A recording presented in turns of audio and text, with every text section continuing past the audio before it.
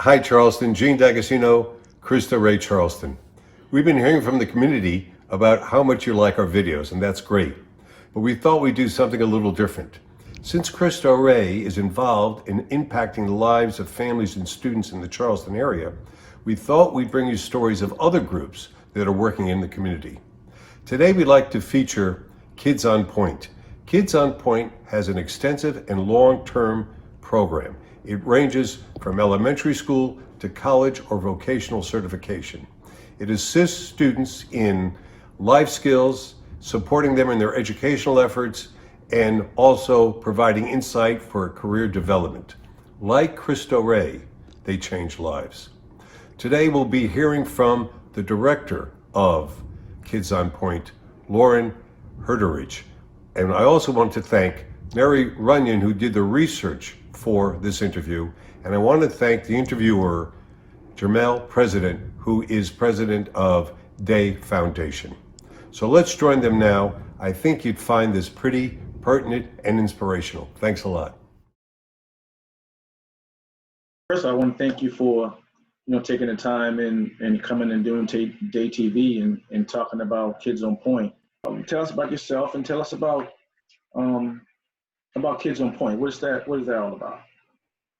Yeah, so I'm Lauren Herterich. I've been executive director of Kids on Point for 6 years. We actually are 10 years old this year, so a big stepping stone for the organization. Really what our program is about is providing opportunities and access for students. We are an inch wide, mile deep type approach to a program. We want to make sure that we have longevity and intensity with the kids, that we're providing programming from not only third grade, but through late elementary, middle, high school, and then post-secondary, whatever that may be, college or career. So that intensity, that connection with students, that family approach to our program is what makes us so unique. It's a 12-year commitment per child. And so that really drew me to the program because I truly think it takes a village to raise children. And I'm striving to make sure that all kids have the resources to reach their full potential. Exactly. And actually some of the three main topics you hit on, which is education, sports, and community. So just touch base on, briefly how did that model come up and how effective has that been thus far? Yeah, so we're actually part of a national organization called the Squash and Education Alliance. We utilize the sport of squash in our program, so we're actually technically a sports-based youth development program. And I'm actually not a squash player. But the first program started in Boston, and one of the founders of this organization is actually a squash player as well. And it's such a unique hook for kids. We partner directly with the College of Charleston, so they're coming on campus every day. I think with schools in general, recess has been cut, physical education. So them having that outlet for health and wellness is so important. And just maintaining your body, maintaining your mental health. We see it now more than ever with this pandemic, getting out for walks, having some physical activity. It's such a great outlet for kids, and then helps us on the academic side of things. We travel with the kids. They just got back from Connecticut kind of before all of this started happening. So those exposure pieces, it opens up the doors, and I think that's what is so amazing about sports in general, is that kids get to interact, that teamwork. Exactly. All of those aspects are important in your overall education, the development of life skills. And I think that's why sports are so important in the integration. Sports is so important. And you see one of our main hook is basketball. You know what I mean? Yep. You mentioned the team sports and, what the camaraderie of players and coaches, transferring that focus into the real world, with having teammates as far as your coworkers and having a coach, your boss. So those things work. So right quick before you get into it, explain squash. Because when I first saw it, I heard of it. I love vegetables and I love to eat healthy. So when I first heard of it, the first thing I saw in my mind, obviously, is the as a vegetable. So for our audience, explain just a little what sport squash is about. So squash is an indoor racket sport, very similar to racquetball, except the ball doesn't bounce. It's a flat ball or dead ball, and you actually have to heat it up on the walls by hitting it for it to have that elasticity, that bounce. So it's a very skilled and demanding sport. And so the kids get to come out. And I think the coolest thing about squash beyond the sport is that kids can come in and play at really any point. It doesn't matter what their gender or race. There's no expectations. They come in and the game is fun, and it starts out that way, and then it is such a unique hook and opening up doors to travel and things like that. So that's really why we integrated that piece. But it's a fun game. We'll have you out next time. Awesome. I'd love to. So we can get into it. And, looking at my notes, the focus of Kids Point and Cristo Rey High School appears to have, multiple points. Like we share a kind of same interest. We know you got a summer camp with Yes Carolina, focusing on entrepreneurship and the college and career development. It's kind of similar to Cristo Rey's work study model. Yep. Share with us the insight you have regarding the critical need for educational experience for underserved students or kids per se. So for our summer program, we go down to kindergarten and go through 12th grade. And we partner with a lot of various groups. You mentioned that Yes Carolina was a part of it, but there's about 15 other organizations that are involved: R3 Inc., Charleston Hope, Low Country Food Bank, just to name a few. Charleston Parks and Rec is huge. They provide swim lessons and lacrosse and basketball. So for us, it gets back to that exposure piece and giving kids the opportunities to build on what they want to do in life ultimately. And I think that those exposure piece open up doors and give you the ability to dream what you want to be in the future, even if it's kindergarten. If you like being outside and surfing and like the environmental piece of things, then that could be something that's going to help you on your path. So with Yes Carolina, with the high schoolers, it's different. They don't want to be in a summer program. Right. For them to be able to practice their communication skills, to be able to build businesses that they're passionate about, and also have that social impact piece. They're learning how to give back to their communities through those business plans. And it's unique to position their programming differently than, say, a fifth grader in the program. So Yes Carolina really came in and offered a unique opportunity for our high schoolers to participate in that way. Awesome. That's awesome. Yeah, I know Jimmy Bailey is a really good friend of mine as well. So, kudos for him doing a great job in the community. Yep. So we also read that on your report card, you got 91% participant raised their grades, 80% college acceptance was documented, and which has helped increase the critical building of confidence and success that can transfer to the real world. What are some of the key factors that contribute to those successes? Still back to the opportunity piece, I think it's the consistency. Obviously, families and parents are critically important in this, guardians. So that buy-in, that push, that drive from students, that connection they have with us. We open up the doors to college and career counselors. We're helping with college scholarships, really kind of helping in some of that uncharted territory. And really that's for everyone. I think, when you and I were applying to college, those things aren't easy. So being able to help parents and students with those different factors has been important for us in promoting both college and career. And we're doing a lot more around career these days as well, because not every student's going to be bound for a 4-year degree. There's such amazing certifications and 2-year degree programs. And we're just trying to open up the doors so they are able to tap into their interests. Right. And you mentioned a key phrase, uncharted waters. And, you asked earlier about, you happy that I'm involved with Cristo Rey. And I think having models that allows kids to experience the real world and do some type of shadowing and give them that real life corporate experience is uncharted waters, but at the same time it prepares them for the next level. You know what I mean? I think that's so important. So, kudos for Kids on Point for doing that. The next question is, Cristo Rey work study model supports students in their academic pursuits as well as their work performance. Kids on Point also provides college and career counselors to support students as they advance academically and begin thinking and preparing for college and careers.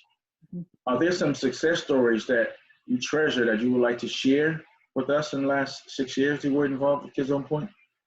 Yeah, I got really close to that first group, and they happen to all be boys. And I'm still incredibly close to them now. We have 2 that are in college and 3 that are focusing on their careers.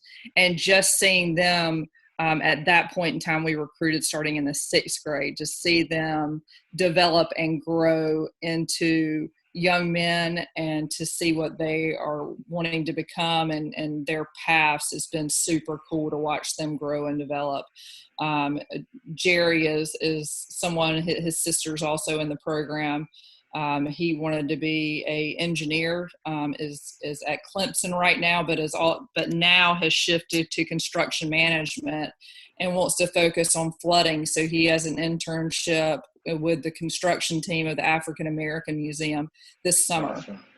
So just seeing him learn what he wants to do and pursue that, and for us to even have like just the slightest ability to help with some of those connections in his growth has just been amazing. And it is what keeps me in this job and keeps me going for us to be able to do any little bit of thing to help the kids along, because they're guiding their path and they're doing it ultimately. But it's been amazing to see them grow as individuals. That's awesome.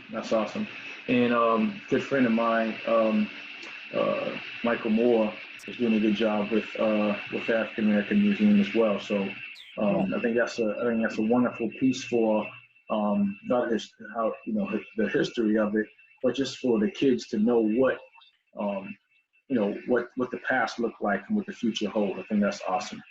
So my next question is, we talk about those 3 points of school, family, and college. So it's a 3-part question per se. So the workforce connection for the 4 years students are in school, what is the response of the students who participate in Kids on Point when it comes to development of the student, school, family, and college? Mm-hmm. They start with us young, so their relationship with us is still very much family-like. So we get very close to them. We get very close to their families. So the buy-in continues to increase. As you know, working with students, middle and high school are tough ages. There's a lot of varying interests, and it's just a hard age in general, and maneuvering through puberty and all that comes with that, the changing of schools.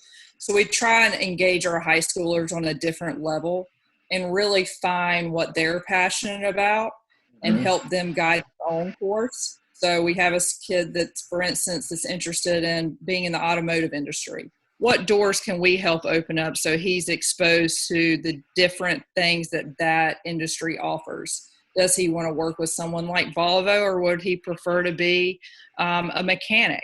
So being able to make those connections and help the kids with that networking ability, I think is something that we've been able to kind of keep that attention of our high schoolers and moving through the program, because it's a long time being in a program.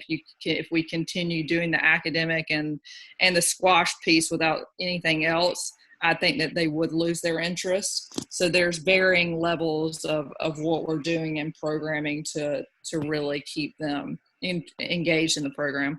Right. So kids that's watching, or parents or families watching, how do students enroll into your program? So it originally started with principals and guidance counselors referring kids in. We primarily work downtown in Title I schools on the peninsula because we're based out of the College of Charleston. So we still work very, very closely with the principals of each of those schools, the guidance counselors, the vice principals, the teachers, and they refer kids in. But more so it has been parent word of mouth and sharing what we're doing as a program. And if we are in those schools and the kids fit the specific age range, then we work to make sure that they get exposed to what we're offering as a program.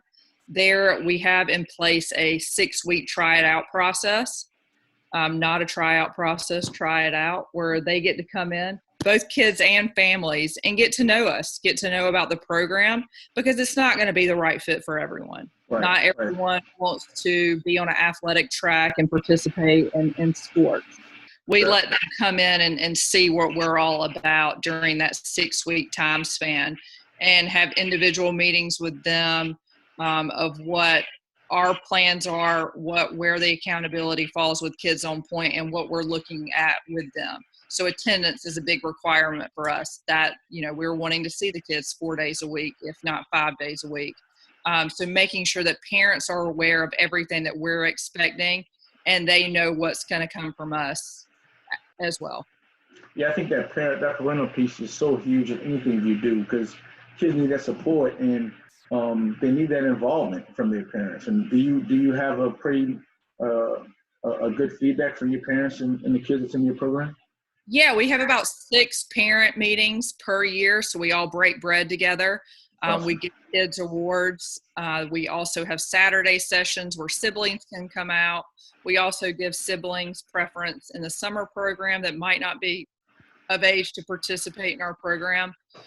So yeah, that parent piece is critical. We continue to build on that piece. That's certainly an ongoing process of just getting better at that, and Right. to make sure that parents' voices are heard in any type of programming we're developing or any type of programming we're tweaking. So that's a main piece of the program. But like I said, we're getting better at it. For sure.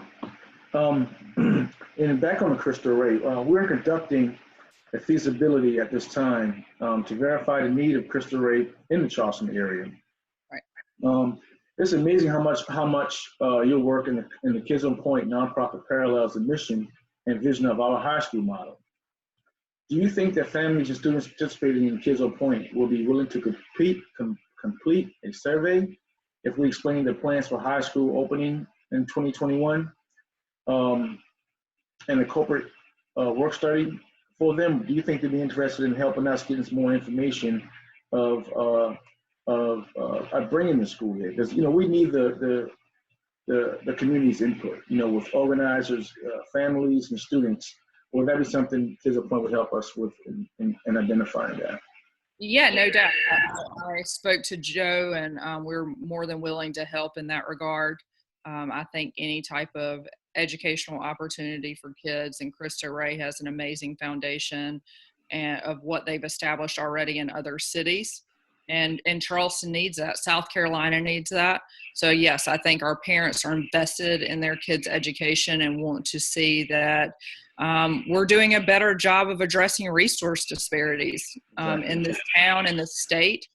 And yes, I think they'd be more than willing to participate, and we'd be happy to help spearhead that effort. And that's one of my other question. Because when I first heard about the school, I haven't heard about it until Joe brought it to me, and Gene talked about it. But I think it's a wonderful idea.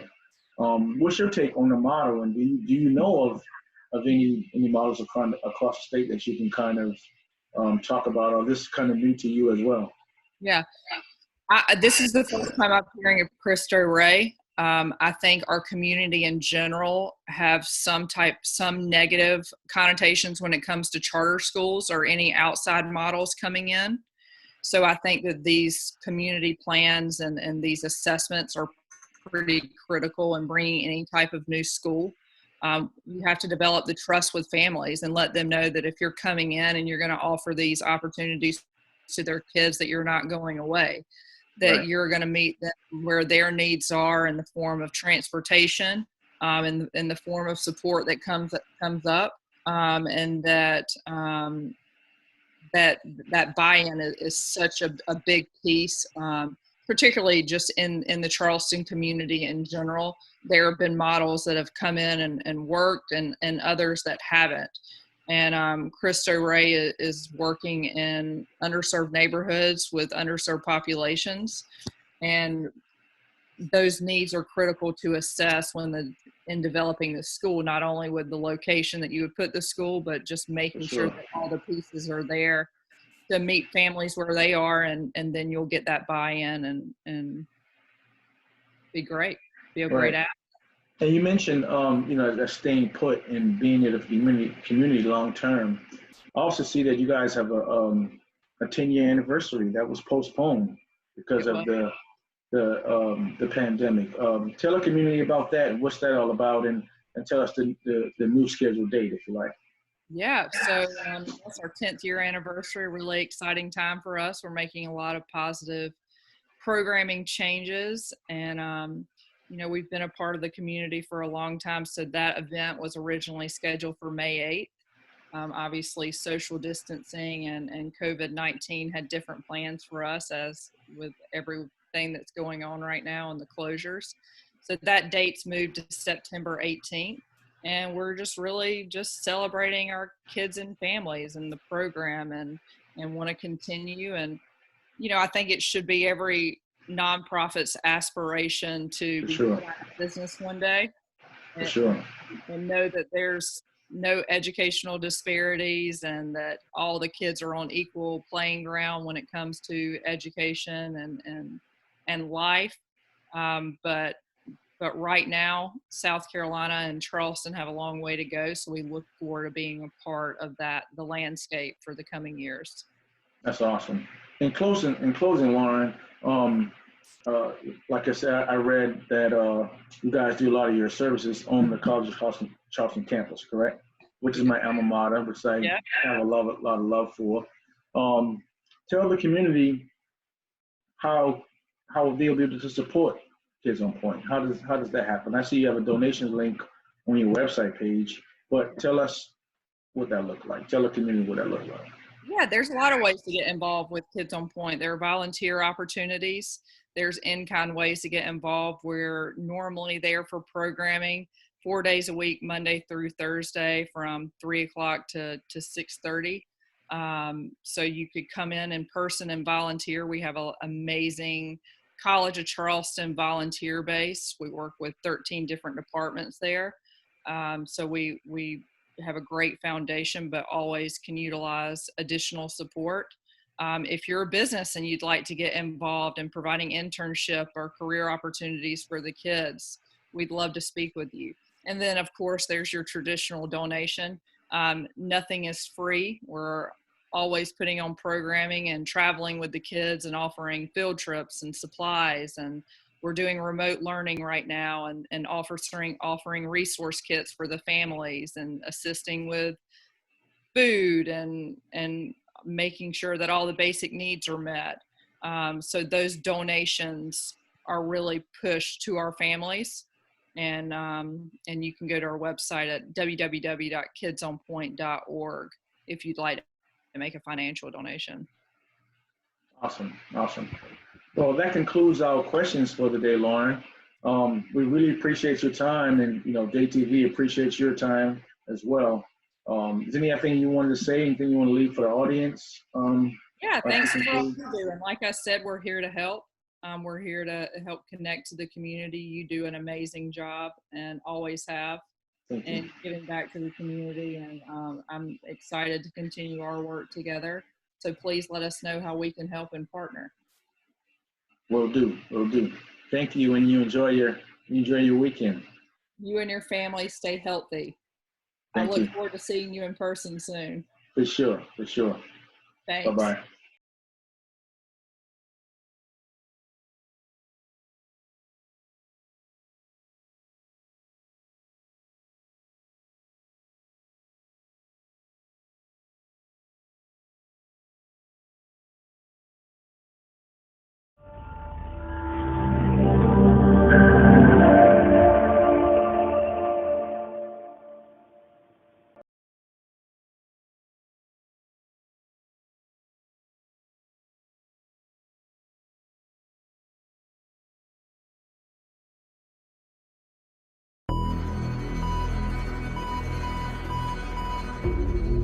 dating we found our life.